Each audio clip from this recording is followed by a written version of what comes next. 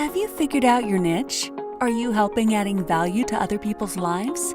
Then you're in the right place. Welcome to Munira's Musings with your host, co-author of Conversations with Top Real Estate Investors Volume 3, Munira Zahabi. Greetings from Chicagoland. This is Munira, your niche navigator, coming to you live with a guest that I'm really looking forward to interview. Hi, Amy. Hello from Atlanta. Welcome to our show, Munira's Musings. Thank you so much for being with us. Thank you so much for inviting me. You are welcome. Before we start, I want to talk to you about who I am, what I am, and what this show is about. So I'm Munira Zahabi. I am the niche navigator, and I help you align your skills to navigate to the passion you've been harboring. Munira's Musings is a show that's almost nearing its 200th season. That's amazing. Yes. That's a big accomplishment. That's no longer a hobby. That's like serious. If you want to be on my show and you have a niche, talk to me. Ideas sprout all the time, and that's what we are all about, is because you never know where your niche is, but you have the skills. I know you have the skills, so let me help you align them and then help you navigate you to your niche. This show is about finding those people with niches and having them on my show so then we can expose them and promote them in my own way, because we always want to learn stories. There's a lot of people out there who are harboring such niches and they want to do something about it, but they don't know where to start or are fearful. Well, Sure. we'll help you remove that fear by helping you listen to other people's journeys. You were a corporate trainer by profession and you had a career. Yes. And a little bit about yourself and then tell us your story.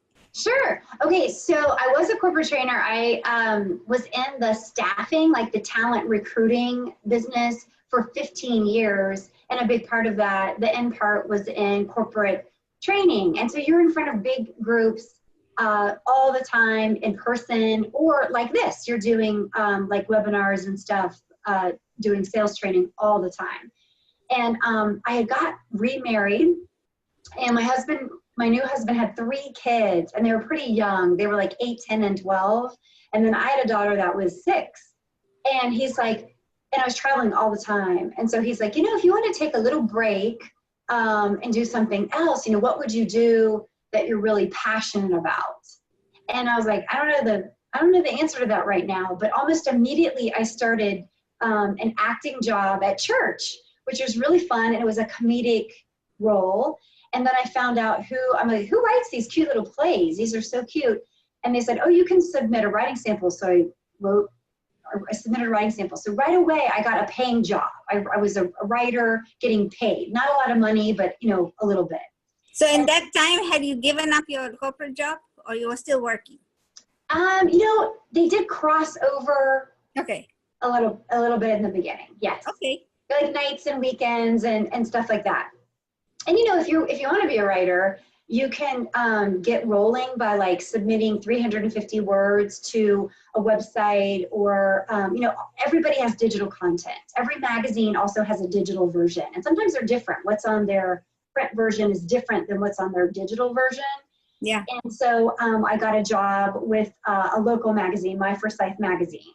I just started submitting my work everywhere. And then meanwhile, I had written a movie, and I couldn't get representation for my movie because, quote, I wasn't anyone, I didn't have any money, and I didn't know anyone. That's what the attorney told me. He's like, I'm not representing you. And I was like, what? And he said, you need to get on the map. Like when we search Amy Lyle on Google, your name better come up associated with something in comedy, because my film was comedy. So anyway, I was like, well, how do I do that? And he's like, well, write a book or write a blog.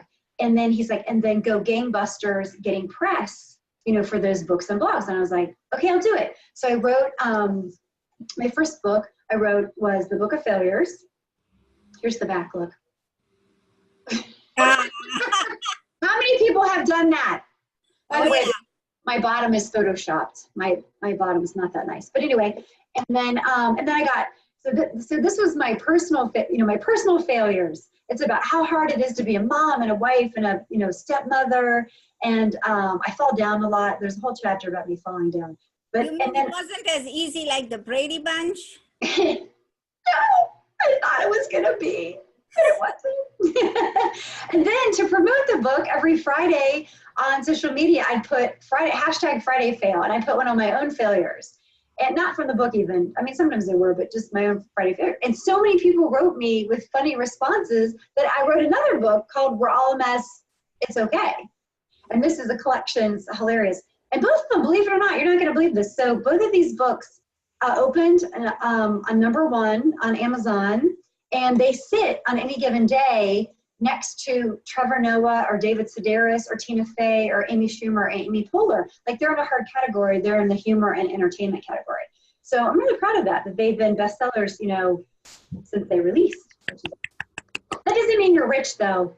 You don't make a lot of money. But it was a platform to get me started. So now I got representation for my film, which films this fall in Atlanta. The movie shoots, and then the distribution comes after that, 9 to 12 months. And then I've been able to pick up a reoccurring role on a television show here in Atlanta called Atlanta and Company, and pick up, the problem with the niche, I don't know if a lot of your viewers have this, but if you have a creative niche, it's hard to make money.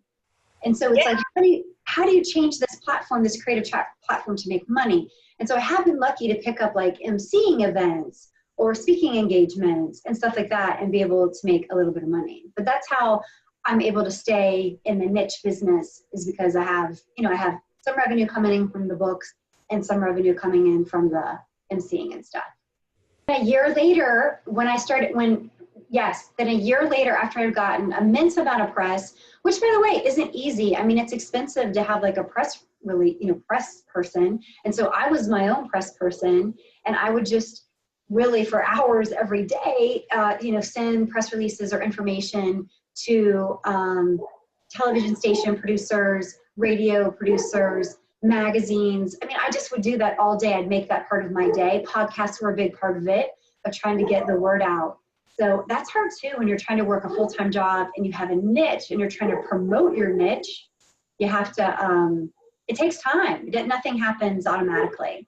So from the time you wrote your script, and then from the time you went to the comedy thing at church, and then you started writing your books and all that, how much time has passed? From the time I wrote the screenplay till the time the screenplay is getting made was 7 years. Oh, wow. 7 years. So a very long time. I actually started writing the screenplay before I got remarried.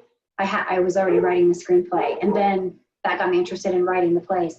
So, a long time. It takes a long time. But I mean, the books didn't take that long. I started and published both books.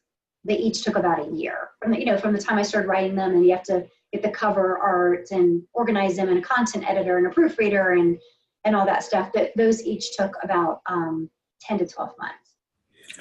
So you've completely reinvented yourself, you're in front of people, you were training them, but now you're doing the training in a different way. So what's your script about? Can you talk about that a little bit? Oh, sure. Yeah, it's a comedy. It's not, my books are not based on the movie, and the film's not based on the books. It's called #FakeMom. And it's about a woman who is like a stockbroker in New York City, and she falls in love with a Southern gentleman that has a bunch of kids. And she thinks that the ex-wife is going to take care of the kids, but the ex-wife elopes with the tennis pro, Javier. And so she is struggling with a new job in a new city, and then her biggest challenge are the stay-at-home moms of this, suburb that she's living in now, because she's not used to that. And so there's not, it's female-centric, it's very funny. But if there was a message, I get asked a lot, is there a message? The message would be to bring stay-at-home moms and working moms one step, closer together. Because there's a lot of stereotypes about those. Oh, yeah, I know, because I see my daughter-in-law and my daughters go through the same thing. You say, oh, you're not home with your kids? Or yes. how would you work? Can't you be home with your kids? So it's either way. I mean, you do, you don't. It's either way you're condemned, I think. Yes, and that came out of, I went on the lake trip with like 6 of my girlfriends, and half of us were working moms and half of them were stay-at-home moms. And, there was a lot of wine involved. And it was so funny, like these very preconceived notions, stereotypes came out. And I just thought, oh, this would just make such a funny movie to kind of explore those stereotypes and, hopefully have people grow and respect other people's decisions and do what's right for your family. And if it's right for you to stay home, stay home. But that's not, I'm a better mom when I'm doing something creative. I'm a better mom when I have something else on my plate besides 4 kids. I need something for me, something. Yes. And that's what it is, right? I tell women all the time when I'm speaking in groups is that we forget to put ourselves first. Right? Yes. Because we take care of our loved ones, the children come first, the husbands, of course, the order is changed once you have children. So children first, husbands second, family, mothers, uncles, aunts, everybody comes first. And then we are right there in the back of the line. There's just see this trend changing with the new generation. Say, no, I need 10 minutes. Here are the kids. I just need to do this for 10 minutes. Can I just go take a walk alone? Yes. They are done, and it's our generation that doesn't know how to do that. And so we need to take that first step. And I like what you're saying is let's be creative. I know of a friend who's now gotten into coloring. So she and she's like, I need 10 minutes. Therapeutic. Yeah. She'll Therapy. go somewhere in the corner, or she'll say, when I go to the library, I take my stuff. And when the kids are doing their story thing, I do this so that it gives me a recharge. She calls it re-energizing herself.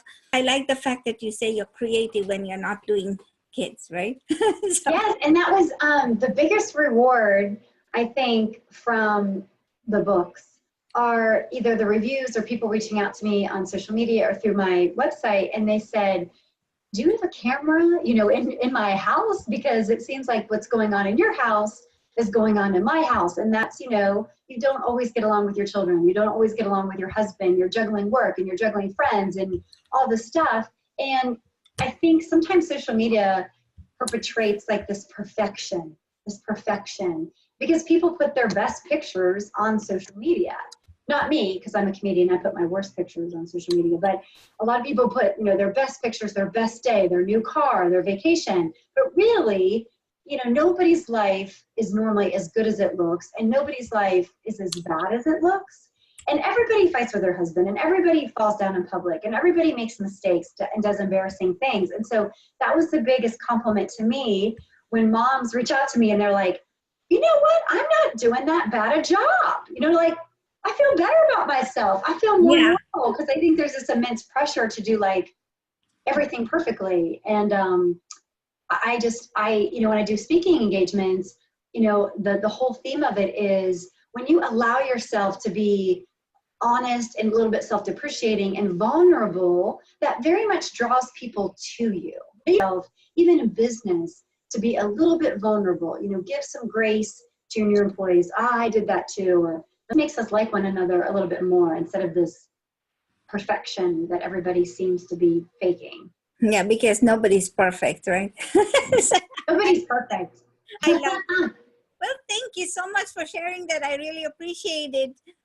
Any last words for my viewers? Yes, I would love to share with them. They can get my books, The Book of Failures, and We're All in This Okay, It's Okay on Walmart.com or Amazon.com or in some Barnes & Noble. And if they have a funny story, you said you had a funny story, they can reach out to me on social media, which is Amy Lyle or author Amy Lyle on Instagram, or my website is www.amylyle.me. So if they have a funny failure story, I would love to hear it. And I'd love to put it in a book if they let me. And I don't have to use your name if you don't want me to.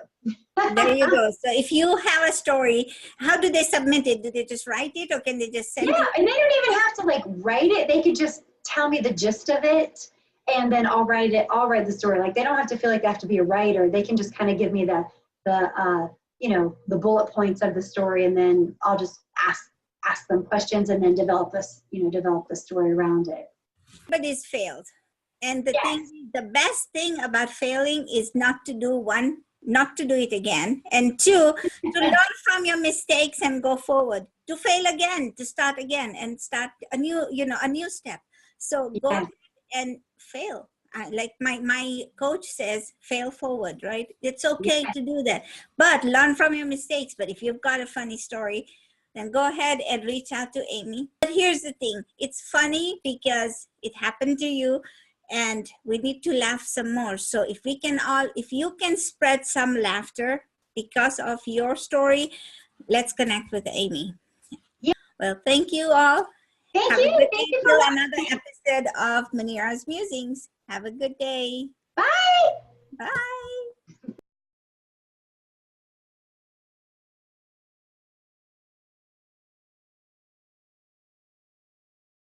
Thank you for listening to this episode of Munira's Musings with your host, Munira Zahabi. If you enjoyed our show, please share and subscribe to this channel. And for more content, please join our Facebook group